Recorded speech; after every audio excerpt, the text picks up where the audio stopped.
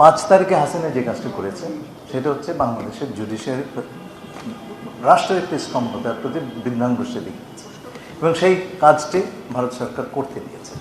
এই হত্যাকারীদেরকে যত দ্রুত সম্ভব আমাদের কাছে প্রত্যর্পণ করা। দুদেশের সম্পর্ক এগিয়ে নিয়ে যাওয়ার জন্য যে এনেবলিং এনভায়রনমেন্ট দরকার, সেই ধরনের পরিবেশ সৃষ্টির ব্যাপারে গুরুত্ব আরোপ করা হয়েছে।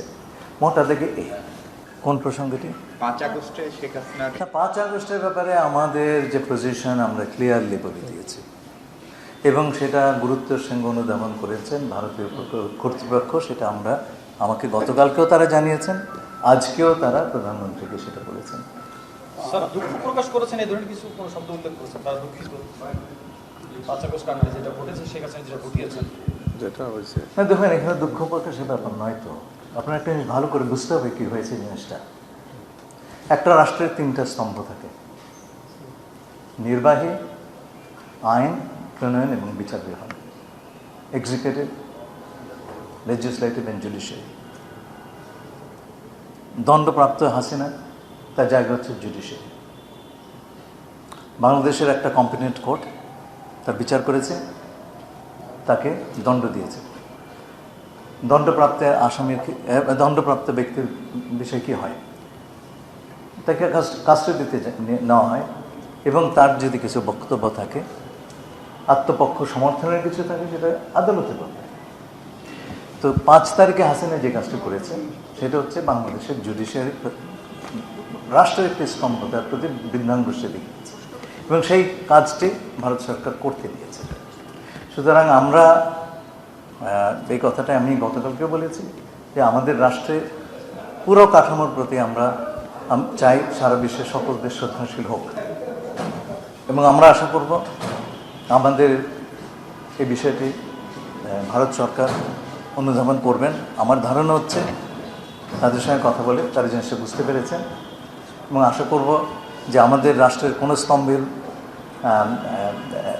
স্তম্ভকে আন্ডারমাইন করার কিছু তারা আর করবেন না, এটা আমাদের প্রত্যাশা।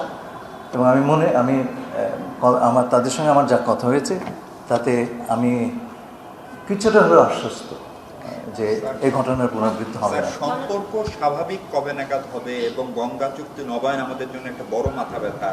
প্রধানমন্ত্রীকে তারা 2 দফা দাওয়াত দিয়েছেন, 1 দফা ব্যক্তি প্রধানমন্ত্রী হিসেবে আর 1 দফা বিমস্টেকের প্রধান হিসেবে। আমরা কি বিমস্টেক বা এই দাওয়াতটার কোনোটা কবুল করলাম? প্রথম কথা হচ্ছে আমি গণক না, সুতরাং বলতে পারবো না কোন দিন এটা হচ্ছে। 2 নম্বর জিনিসটা হচ্ছে যে মাননীয় প্রধানমন্ত্রীকে ব্রিক্সে দাওয়াত দেওয়া হয়নি, দেওয়া হয়েছে চেয়ারপারসন অফ ব্রিক্স, বিমস্টেক। এই পার্থক্যটা আপনারা বুঝবার চেষ্টা করেন। আচ্ছা, এর আগে ভারতীয় প্রধানমন্ত্রী মিস্টার নরেন্দ্র মোদী আমাদের মাননীয় প্রধানমন্ত্রীকে একটা চিঠি লিখেছিলেন এবং সেই চিঠিটি আমাদের সরকার গঠনের দিন হস্তান্তর করা হয়েছিল। সেখানে তিনি আমন্ত্রণ জানিয়েছেন। 3 তারিখ ঠিক হয়নি, কিন্তু আমন্ত্রণ একটা আছে সেখানটা, সেটা আমরা দেখবো কখন হয়।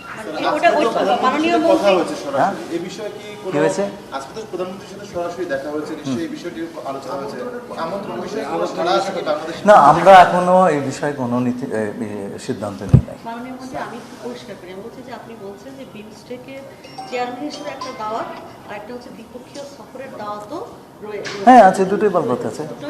হ্যাঁ, প্লেস করা হয়েছে। এখন এই বিষয়ে আজকে আলোচনা হলো কিনা আমরা এই সমস্ত বিষয়ে এখন আমরা সিদ্ধান্ত নিই নাই, সেটা আপনাকে বলছি।